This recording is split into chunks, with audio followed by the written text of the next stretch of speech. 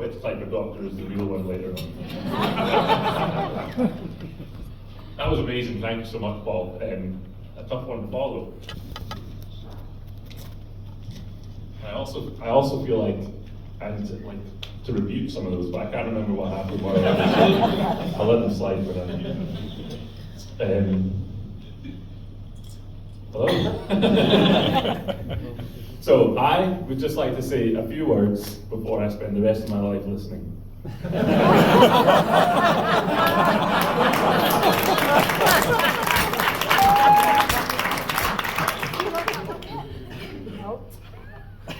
Now, I don't know half of you half as well as I should like, and I like less than half of you half as well as you deserve. That's obviously not true. I've just always wanted to start a speech with that quote from the Lord of the Rings. And I guess that's two things I can tick off my bucket list now. The other one, obviously being serenaded by a live rendition of the Lord of the Rings by our violinist at the ceremony, and that was actually a complete surprise to me. Initially we were going to have a pipe brook down the aisle, that's the difficult things, and a few months before the wedding, Brooke came up to me and said, would I mind if she sorted the piper? And I said, no, please, go ahead. And a couple of weeks after that, she came up to me and said, would you mind if that piper wasn't a piper? And I said, no, that's absolutely fine. And then a few weeks after that, she came up to me and said, I've got a surprise for you at the wedding. Do you want to know what it is? And I said, no, I'm fine, I'm happy to be surprised. And I did suggest that surprise might have been the piper that wasn't a piper. And when I suggested that, she got cross at me because I somehow worked out what the surprise was. And then about once a week, leading up to the wedding, she would ask me if I wanted to know the surprise. And then still got cross when I said no.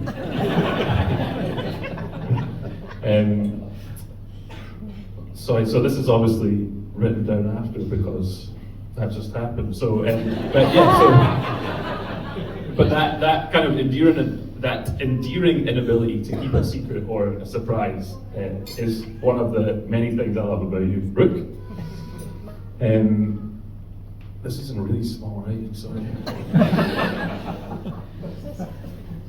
Yeah. So you see, once me and Brooke got engaged, we were engaged for about a year and a half in the end, weren't we? Brooke kept telling me quite frequently that I better cry when she comes down the aisle. And so, while that violinist was a surprise for me, I'd wager it was also a bit of an insurance policy. Because I'm pretty sure I can safely say that that piper was also there to make sure I did cry. She knew Lord of the Rings would get me right in the feels. But, I mean, look at her. Of course, I was going to cry. Even the cake is in tears. It's not actually there, but I see the back. You guys are laughing, but Brooke has to deal with this for the rest of her life. It's a long time. Now, traditionally, the groom's speech is a list of thank yous with a few jokes thrown in. This one's going to be the opposite. Anyone who's been around my mum's side of the family knows it's almost impossible to get a word in edgeways, so I'll have to make the most of this. Despite what some people will tell you, for example, my mum will insist that I love the limelight, and Paul's exaggerated stories of me dressing up would suggest the same. If you asked my little sister Molly to give you one word to describe me, she'd say I'm an extra. But I might not struggle with public speaking as much as some people, but I am still pretty nervous, so you'll have to bear with me. There's obviously plenty of tips out there on how you can make public speaking easier, and I'm sure we've all heard the most common one, which is to picture your audience naked. You look lovely, Andy Kelly.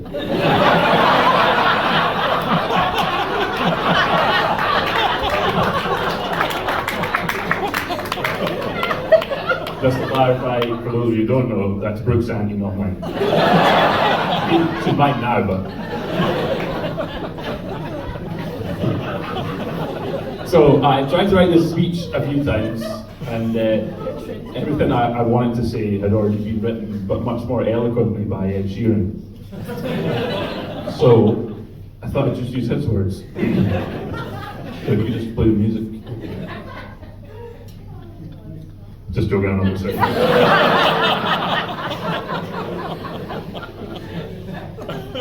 Now, I'm sure most of you know I'm not one to say inappropriate things or, rock the boat or test the limits or even, I'm very non-sarcastic as well.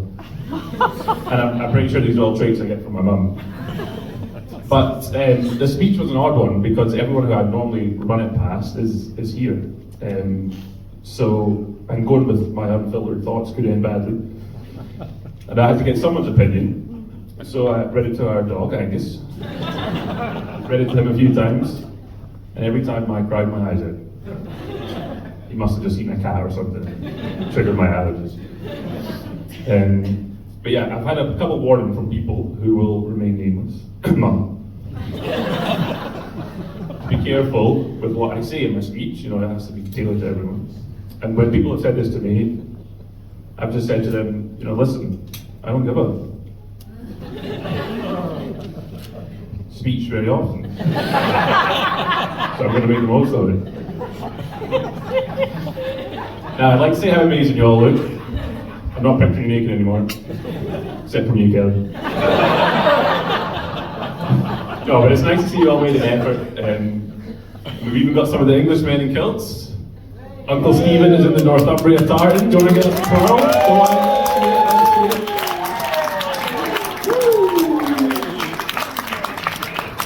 Lovely. Just what I've got you. Nanny asked me to remind you she wants your tablecloth back when you're... and that you promised to wear underwear under it.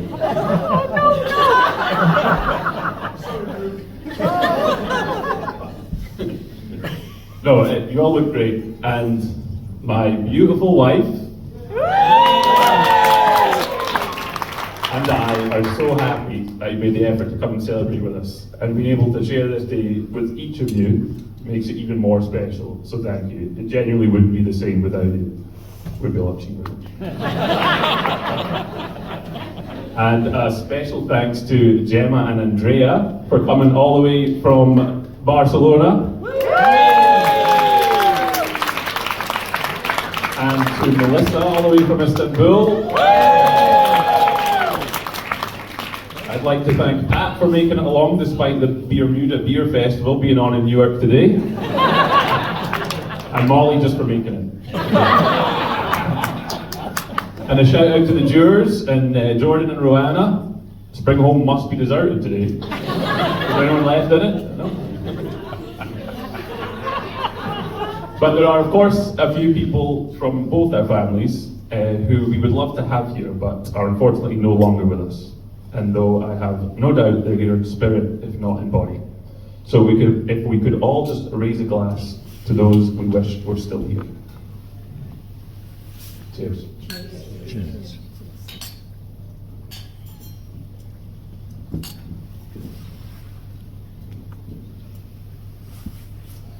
Yeah, so we're so glad that you've all made it. It's not every day you get to celebrate such a wonderful, once-in-a-lifetime achievement. I did recently graduate with a PhD and became a doctor.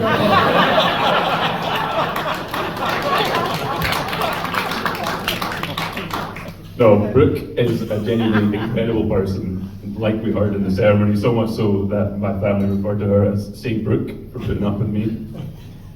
And I'm just lucky to be leaving here with such a beautiful and incredible wife. And Brooke, you're lucky too. You get to leave with that lovely dress and a beautiful bouquet. Before I talk about us, there's just a few people I'm going to thank. And I have to start that list with my mum and dad. You have both helped me and Brooke get sorted for this wedding so much, and we wouldn't have managed to achieve all of this without your help. And the amount of effort and selfless dedication you've put into helping with the wedding totally reflects the type of parents and people you are. You've undoubtedly made me the person I am today. I'll let you decide if that's a compliment or a cause for concern. I put you under a lot of stress at times, and I'd like to thank you for persevering with me and for not following through on most of your threats. I wouldn't have achieved all that I have without you both, and I certainly wouldn't have married such an amazing wife. I can only apologise about Molly and Aaron, but 1 out of 3 is not that well. No, honestly, you two are incredible, and I've never met a couple who embody the word marriage more than you two do. Your love, patience.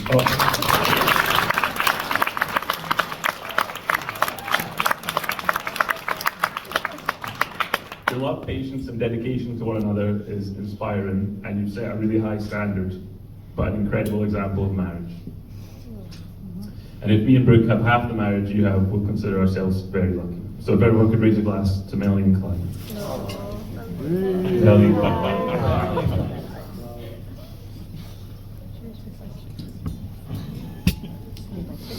Someone bring a cat in here.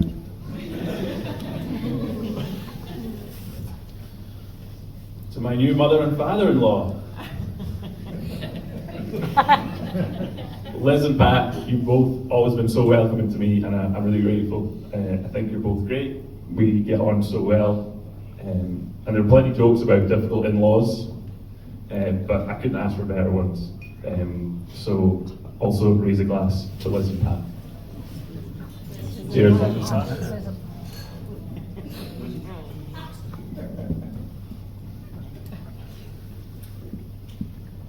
And as if that wasn't enough, I also finally get a brother. Now, when I was younger, I always wanted a brother. Mum and Dad used to ask me if there was anything I wanted for, Christmas or a birthday, and my answer would often be a brother. That's not because Molly and Aaron, weren't good fun. We had so much fun growing up together. And I'm sure watching all the Disney princess films, playing kitchens, and letting you dress me up as a lady, maybe a much more well-rounded, if slightly camp person. But there's only so many things you can do together. And I couldn't exactly come home to you and brag about the Nuts magazines we'd found in Paul's brother's room. So yeah, I used to ask for a brother quite often, and I remembered being sad one day when Dad went off and got the snip.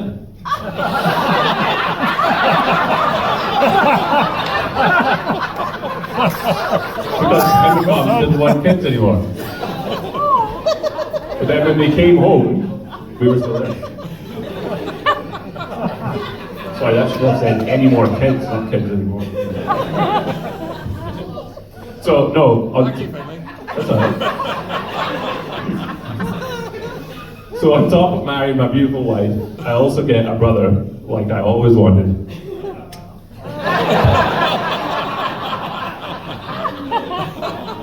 And not only a brother who's a similar age to me that I can beat at COD and top golf, but also Oscar and Cody, who I can pass on all my wisdom to before it's too late, like it is for Jordan. And I also get another little sister in Abby. Now Abby, because I grew up with 2 younger sisters, I'm good at the girly stuff and the guy stuff. So I can help you paint your nails, and then I can go beat up a boy who was mean to you. And Rihanna, me and you have to stick together because they say you can't choose your family, but we chose this one. And let's not forget the most gorgeous girl here, dressed in white. Gorgeous baby Nell. Brooke and I love her so much, and she makes us so excited to start our own family as well. Paul and the other groomsmen, thank you so much for sorting an amazing stag do in Newcastle. I think we all had a great time at afternoon tea and the theatre. And Brooke's bridesmaids, thanks for throwing her a lovely head do. She had a great time, and more importantly, thanks for getting her down the aisle today. Those of you who've had a chat with, I can't do that joke anymore. So leave that as a mystery for you guys. So my wife and I would also like to give I'm getting to you, don't we'd also like to thank Cornhill. You guys have been fantastic, like genuinely amazing every step of the way, and it's made it so much easier for us. Yeah, nothing has been too much trouble for you guys, and you even weathered my mum's erratic phone calls with a smile, so thank you. Now, of course, you're all the most important people in our lives, and I could easily go through you all and thank you for the significant influence you've had on making me and or Brooke the people we are today, but I'm sure you're all getting hungry. It's important that you all know you're here because we love you, you mean the most to us. So thank you for making the effort to come and celebrate our wedding with us. Now lastly, I'd like to talk a little bit about me and Brooke. Where do I start? You do look fantastic. And I genuinely feel so lucky to have married you, and we make such a great team and have so much fun together. As well as all the good times, I can't wait to have you by my side through the bad times. Tell me how none of it would have happened if I'd listened to you. Now they say men look for traits of their mother in their wife, and Brooke definitely has a few of Mum's. For example, they both have the ability to keep their wine glass full without ever touching the bottle. And Brooke has been amazing and so relaxed as we've been planning and organising this wedding. In the last week or two, it's got a little more stressful as it's got closer. And I'll be honest, I thought about changing the name of my plus one a couple of times.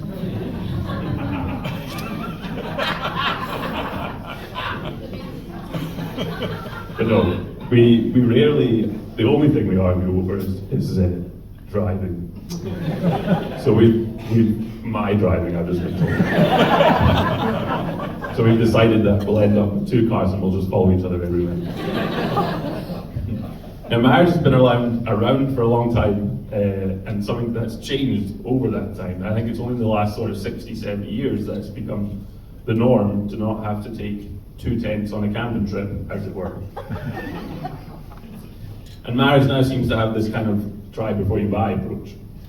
Now, get your minds out of the gutter. I'm not talking about needing to sleep in separate bedrooms. I mean, most people will live with someone and will really get to know them before they're married now. So what might have come as quite a shock to either of us if we'd got married 60 years ago, we are now willfully signing up for. For example, I know that I'm not just marrying someone with one personality, but several, depending on how well slept or hungry she is. And Brooke knows that I'm going to be the type of husband who will, I'll be the type of husband who will help her look for the chocolate that I ate.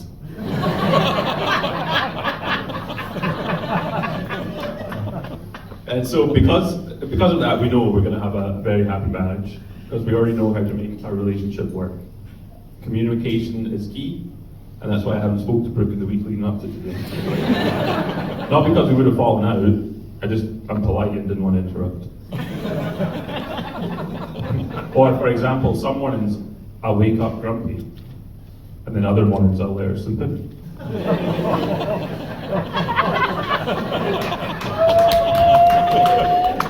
Was this supposed to be like cute and lovey-dovey? No, I think me and Brooke work perfect together because we complement each other. If I'm like senselessly spontaneous, Brooke is geriatrically routine. She's reserved and I'm not. And so we balance each other out, and that's true, I think we really do. And it also means, if something isn't going to work, and me and Brooke have both had a few bad eggs before we found each other. I remember one of mine in particular, which didn't work out because she told me I was a selfish lover. When she said that, I almost choked on my own willy.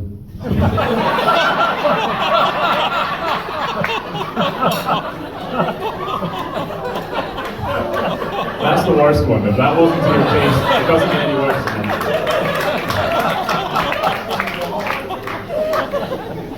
Sorry, I should have said upper Oscar Abby's ears before that.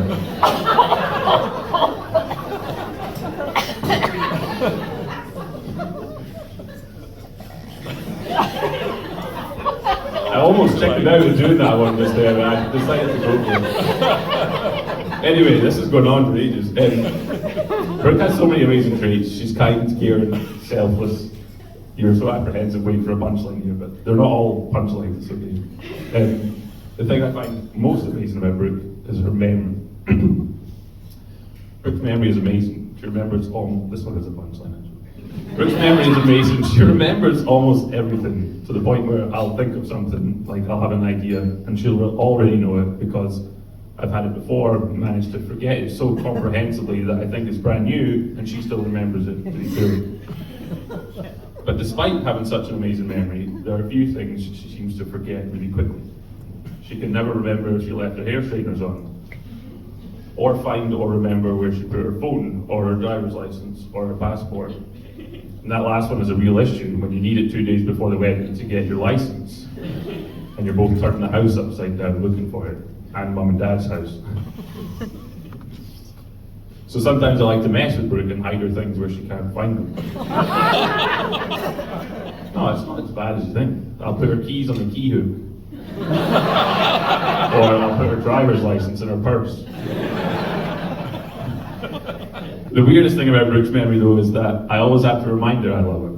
Everything else I say, I mean everything. You say it once and that's it locked in as fact forever. You know, it can't be changed. For example, like when we first met, I would have said something like, I love horror films. And since then, you know, that's been accepted. She's never brought it up again. She doesn't wake up in the middle of the night, wake me up and say, do you love horror films? I rub my eyes, look at what time is it? It's 3:30. She said, never mind what time it is, answer the question, do you love horror films? Of course I love horror films. I told you when I first met you I love horror films. Alright, just check it. No, in all seriousness, Brooke, you're amazing. You've stuck with me through thick and thin, and we make such an amazing team, and I'm so excited to see the life we're going to build together. You're a partner in every sense of the word, and I can't wait to fall in love with you over and over again. I could talk for an hour about how lucky I am to be marrying you, and how well we go together, and how amazing you are. But we're all getting super hungry and this is going on for quite a long time. So if we could all just raise a glass to my incredible wife, Brooke Richardson. Cheers. Say Brooke. Good. Just say Brooke. Say Brooke. Thank you very much.